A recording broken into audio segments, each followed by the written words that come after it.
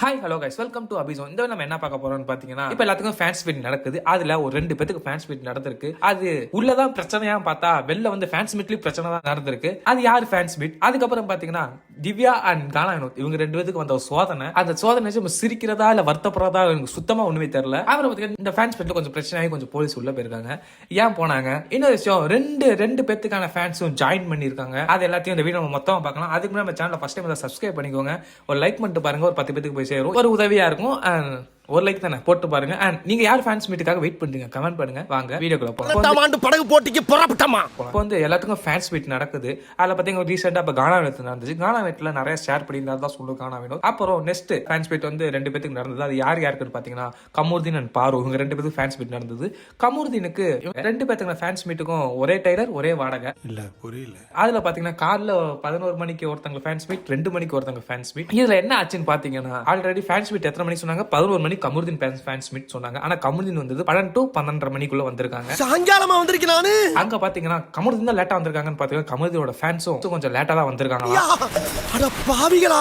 இல்ல இப்ப என்ன ஆச்சுன்னு பாத்தீங்கன்னா பாருவோடது 2 மணிக்கு வந்து பாருவோட ஃபேன்ஸ் மீட். பாருவோட ஃபேன்ஸ் வந்து கொஞ்சம் சீக்கிரம் வந்திருப்பாங்க போல. அப்போ பாத்தீங்கன்னா 2 பேரையும் ஜாயின் பண்ணி இப்ப உட்கார வச்சிருக்காங்க. அதனால எல்லாமே கொஞ்சம் சீட் ஃப்ரீயா தான் இருந்திருக்கு. பட் இவங்க 2 பேரும் ஜாயின் பண்ணனால எல்லாம் ஃபுல்லான மாதிரி ஆகிடுச்சாங்க.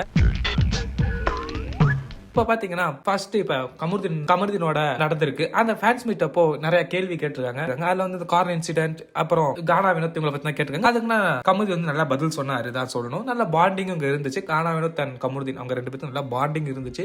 நல்லா பெரியதா சொல்லிட்டு இருந்தாங்க. அந்த இடத்துல கமருதீனே கொஞ்சம் எமோஷனல் ஆயிருப்பாரு. அந்த கானா வினோத் வந்து அழுததை பார்த்து கமருதீனே கொஞ்சம் எமோஷனல் ஆகி தான் பேசியிருப்பாரு. சோ இதான் இப்ப நடந்திருக்கு. அது என்னன்னு பாத்தீங்கன்னா 11 மணிக்கு நடக்க வேண்டியது 12:30 மணிக்கு தான் நடந்திருக்கு ஃபேன்ஸ் மீட். அது மட்டும் இல்லாம பாருவோட ஃபேன்ஸும் வந்திருக்காங்க. பாருவோட ஃபேன்ஸ் வந்து கமருதீன் ஃபேன்ஸ் வந்து 2 பேரும் ஜாயின் பண்ணிருக்காங்க.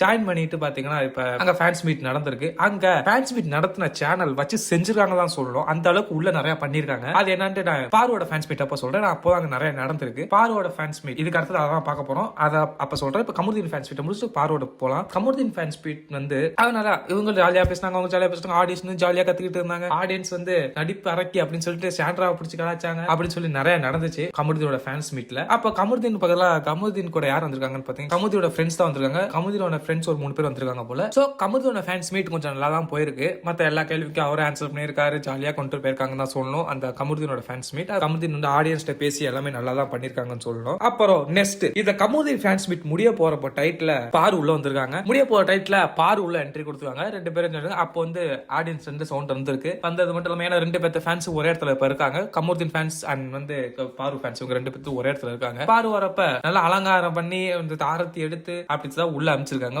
உள்ள வந்ததுக்கு அப்புறம் தான் வச்சு செஞ்சிருக்காங்கன்னு சொல்லணும். அந்த அளவுக்கு நிறைய கொஸ்டின் இருக்கு. அந்த இடத்துல ஆடியன்ஸ் கொஞ்சம் ரியாக்ட் பண்ணிருக்காங்களாம். உள்ளதான் பிரச்சனை பார்த்தா வெளில அதுக்கு மேல பிரச்சனையா இருக்கும் போலயே அப்படிதான் நினைக்க தோணுது. பாரு வந்து என்ட்ரி கொடுத்ததுக்கு அப்புறம் அவங்க 2 பேரும் சேர்த்து பாட்டு போட்டு டான்ஸ் ஆடி மாலை போட்டு இதெல்லாம் நடந்திருக்குன்னு சொல்லணும் அந்த ஃபேன்ஸ் மீட்ல. அப்புறம் கமருதீன் வந்து அவருக்கு ஒர்க் இருக்குன்னு சொல்லிட்டு போயிட்டாரு. ஏன்னா அவருக்கு ஃபேன்ஸ் மீட் முடிஞ்சிருச்சு. இப்ப மதியானம் 2 மணிக்கு நடக்கிற ஃபேன்ஸ் மீட் பாரோடது லாஸ்ட்ல சாயந்தரம் தான் நடந்தது. பாரு ஃபேன்ஸ் மீட்ல தான் எங்க போனாலும் பிரச்சனைங்கிற மாதிரி அங்கேயும் ஒரு பிரச்சனை நடந்திருக்கு தான் சொல்லணும். ஆனா இந்த இடத்துல பாரு வந்து கொஞ்சம் சைலண்டா தான் இருந்திருக்காங்க. பாருவை பார்க்க அந்த ஆடியன்ஸ் தான் இந்த இடத்துல சவுண்ட் கொஞ்சம் ஏத்தி இருக்காங்க போல. பிரவீன் வந்து ஜாயின் பண்ணிருக்காரு. பிரவீன் ராஜ் அவரும் வந்து ஜாயின் பண்ணிருக்காரு தான் சொல்லணும். எல்லா ஃபேன்ஸ் மீட்டும் இவரை பாக்குற மாதிரி இருக்கே இருக்கும். என்ன விஷயத்துக்காக போனீங்க? அது விஷயம் இல்லமா விசித்திரம். ஓகே, இப்போ இந்த ஃபேன்ஸ் மீட்டுக்கு உள்ள போனா இங்க வந்து பாரு ஃபேன்ஸ் மீட்ல உள்ள அலங்காரம் பண்ணி உள்ள கொண்டு வந்ததுக்கு அப்புறம் தான் வச்சு கொஸ்டின் மேல கொஸ்டின் வரைஞ்சிருக்காங்கன்னு சொல்லணும். இந்த ஃபேன்ஸ் மீட் வச்சவங்க அந்த அளவுக்கு ஒரு கொஞ்சம் மிரட்டி விட்டுருக்காங்கன்னு தான் சொல்லணும். அது என்ன ஃபர்ஸ்ட் ஸ்டார்டிங்கே பாத்தீங்கன்னா உங்க கல்யாண டேட் எப்போ அப்படின்னு சொல்லி கேட்டிருக்காங்க பாரு கிட்ட. அதுக்கு வந்து பாரு சொல்லிருக்காங்க விரைவில் அறிவிக்கப்படும். அவர் என்ன ஹீரோ ஆகணும், அதுக்கு உங்க சப்போர்ட்னா தேவை, கொஞ்சம் சீக்கிரம் டேட் அறிவிக்கப்படும் அப்படின்னு சொல்லிட்டு சொல்லிருக்காங்க பாரு. உண்மையிலே கல்யாணம் நடக்க போது போல எப்போன்னு தெரியல, கண்டிப்பா போல. ஓகே, அதே மாதிரி ஒரு கேம் வச்சாங்க. என்ன கேம்னு பாத்தீங்கன்னா ஒவ்வொரு போட்டோவா காட்டுவேன். அந்த போட்டோல இருக்க உங்களுக்கு என்ன சொல்லணுமோ சொல்லுங்க அப்படின்னு சொல்லியிருக்காங்க. அப்ப வந்து 2 பேத்துக்கான போட்டோ எல்லா போட்டோக்கும் நல்லா சொல்லியிருந்தாங்க. இந்த 2 பேத்துக்கான போட்டோ வந்ததுக்கு அப்புறம் மட்டும் பாரு வந்து ஒரு மாதிரியா பேசிருக்காங்க. அது யார் போட்டோன்னு பாத்தீங்கன்னா திவ்யா அண்ட் வினோத் இவங்க 2 பேத்து போட்டோ வந்து பார்த்ததுக்கு அப்புறம் பாரு ஒன்று சொன்னாங்க. அதுக்கு என்ன சொன்னாங்க நீங்க கேட்டீங்கன்னா திவ்யா ஃபர்ஸ்ட் எடுத்தோன்னே திவ்யா வேணா நான் மன்னிக்கவே மாட்டேன். ஏன்னு பாத்தீங்கன்னா நான் அந்த ரெட் கார்டு கொடுத்தப்ப என்னை பெற்று அவங்க ரொம்ப வெளில போ அப்படின்னு சொல்லி ஏதோ வார்த்தையை சொல்லி பேசினதா இருக்கட்டும். அப்புறம் கமருதீன்ட்ட வந்து வெளில போனதை கழட்டி விடு அப்படின்னு சொன்னதா இருக்கட்டும், அது எனக்கு ரொம்ப ரொம்ப பிடிக்கவே இல்லை. சோ எனக்கு திவ்யாவை நான் மன்னிக்கவே மாட்டேன் சொல்லிட்டேன். அதுக்கப்புறம் வினோத்தையும் மன்னிக்க மாட்டேன். ஏன்னா அவங்களும் எனக்கு ரெட் கார்டு கொடுத்த மாதிரி அவரும் ஒண்ணு சொன்னாரு, என்னால அதையும் மன்னிக்கவே முடியாது, இதாலதான் வாழ்க்கையே கெட்டுச்சு அப்படின்னு சொன்னாரு. சோ அதையும் என்னால மன்னிக்க முடியாதுன்னு சொல்லிட்டு பாரு சொல்லியிருக்காங்க. இந்த அளவுக்கு நிக்க வச்சதே காரணம். அது மட்டும் இல்லாம இன்னொன்னு இதை சொல்லியிருக்காங்க, இதை வந்து யாராலும் ஏத்துக்க முடியாம இருந்திருக்கும். யாருன்னு பாத்தீங்கன்னா, நான் வந்து வேற ஏதாச்சும் பொண்ணு அந்த இடத்துல இருந்தா நான் இப்ப யார்ட்டையும் பேசியிருக்க மாட்டேன் அப்படின்னு சொல்லியிருந்தாங்க. யாரு இவங்க? இந்த கதவை திறந்து உதச்சி கீழே தள்ளி கதவை வச்சு இடிச்சவங்க இவங்க வந்து இப்படி வந்து ஒரு பொண்ணை இப்படி சொல்லியிருக்க மாட்டாங்க. நியாயமா இது? அப்புறம் அதோட முடியல, அவங்க ரெண்டு பேத்துக்கிட்ட நான் மன்னிக்கவே மாட்டேன், எப்பயும் சரி மன்னிக்கவே மாட்டேன் அப்படின்னு சொல்லியிருக்காங்க. அதுக்கு ஆடியன்ஸ் சைட்ல இருந்து அப்படிதான் பாரு, மன்னிக்காதீங்க, அவங்கள விடாதீங்க,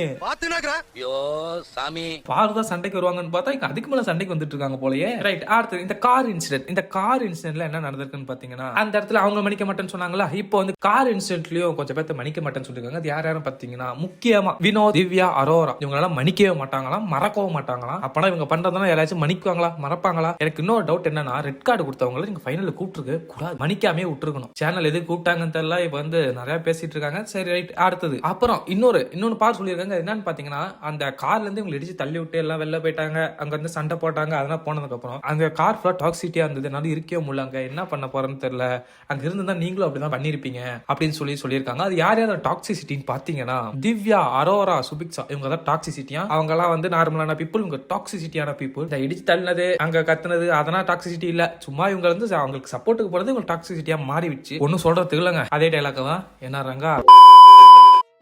அதுக்கப்புறம் திவ்யாக்கும் வினோத்துக்கும் வந்த சோதனை சொல்லியிருந்தாங்க. என்ன சோதனை நீங்க கேட்டீங்கன்னா, ரெண்டு ஃபேன்ஸ், அதுல இன்னும் ஒருத்தங்க ஃபேன்ஸ் வந்து ரொம்ப ரொம்ப மன ஆளாக போறீங்க. அது என்னன்னு பாத்தீங்கன்னா, திவ்யா வந்து டைட்டில் வின்னர், பிக் பாஸ் சீசனோட டைட்டில் வின்னர் திவ்யா. நீங்க இந்த பிக் பாஸ் சீசன் 9ஓட பீப்புள் வின்னர் யார சொல்லுவீங்க? எல்லாத்தையும் யார் என்ன எங்க யார வேணாலும் கேட்டாலும், பிக் பாஸ் கொஞ்சம் பார்த்தவங்கள்ட்ட கேட்டாலும் பீப்புள் வின்னர் வந்து வினோத் தான் சொல்லுவாங்க. ஆனா அங்க யாரோ ஒருத்தரா இல்ல ஒரு குரூப்பா தெரியல, போயிட்டு ஃப்ரேம்ல போயிட்டு பீப்புள் வின்னர் பாருன்னு சொல்லிட்டு ஒரு ஃப்ரேமை கொடுத்துருக்காங்க. அந்த ஒரு ஃப்ரேமை பார்த்துட்டு மன உடச்சலுக்கு ஆளாயிட்டோம். ஏன்னா பாவிகளா, இந்த சோசியல் மீடியால ஃபுல்லா பாத்தீங்கன்னா இவங்க தான் ரியல் வின்னர் சொல்லிட்டு பார்வை சொன்னாங்கன்னு சொல்லி ஏதோ கதறிட்டு இருக்காங்கன்னு விட்டுலாம். ஆனா இங்க வந்து பீப்புள் வின்னர் சொல்லிட்டு போட்டோ எடுத்து காட்டினா எல்லாத்துக்கும் மன உடச்சல் ஆகுமா? ஏன்னா பார்த்தும் போது எனக்குன்னா, இல்ல சில பேர் டைட்டில் பையன்னு சொன்னாங்களே, இங்க இப்படிதான் டைட்டில் பை பண்ணுமோ, இப்பதான் புரியுது டைட்டில் பைனா இப்படிதான் இருக்கும்ட்டு. ஏதாச்சும் ஒரு டைட்டில் பை பண்ணா இப்படிதான் பை பண்ணிட்டு வந்து ஒரு ஃப்ரேமை போட்டு இதான் அப்படின்னு சொல்லி காட்டணும். இப்படிதான் இருக்கும் போல டைட்டில் பையர்னா இருக்குமோ. அப்புறம் நான் சொன்னல, ஃபேன்ஸ் மீட் அரேஞ்ச் பண்ணவங்க வந்து ஒரு சம்பவம் பண்ணியிருக்காங்கன்னு சொல்லியிருந்தேன். அது ஆல்ரெடி கொஞ்சம் சம்பவம் சொல்லியிருந்தேன். அடுத்தது இப்ப இன்னொரு சம்பவம், பயங்கரமா ஒரு சம்பவம் பண்ணியிருக்காங்க. அந்த சம்பவத்தால ஆடியன்ஸே வந்து ஏஞ்சி கத்த ஆரம்பிச்சிருக்காங்க. அந்த கத்துனப்பதான் உள்ள வந்து போலீஸ் வந்திருக்காங்க. அது என்னன்னு பாத்தீங்கன்னா, அது என்ன கொஸ்டின் நீங்க கேட்டீங்கன்னா, அது என்ன கொஸ்டின் பாத்தீங்கன்னா, நீங்களும் ஒரு ஃபர்ஸ்ட் சீசன் ஸ்டார்டிங்ல ஒரு நடந்திருக்கும், அந்த டேபிள்ல உட்காந்துக்கிட்டு பேசிட்டு இருப்பாங்க, ஏதோ கவர் கிவர்னு சொல்லிட்டு பேசிட்டு இருப்பாங்க.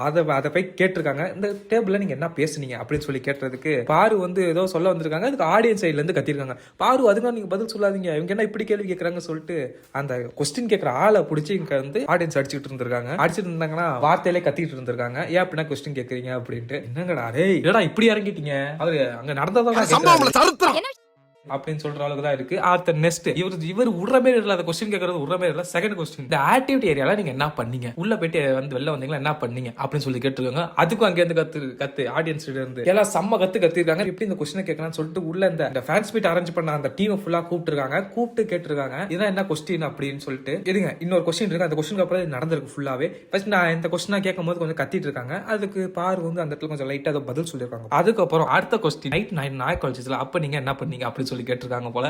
அந்த இடத்துல ஆடியன்ஸ் எல்லாம் ஏன்ச்சு அதுக்கு நீங்க பதில் சொல்லாதீங்க, இவங்க என்ன ஏகப்பட்ட கேள்வி கேட்கறாங்கன்னு சொல்லிட்டு ஃபேன்ஸ் மீட் அரேஞ்ச் பண்ண டீமை பிடிச்சி கத்துன்னு கத்திருக்காங்க.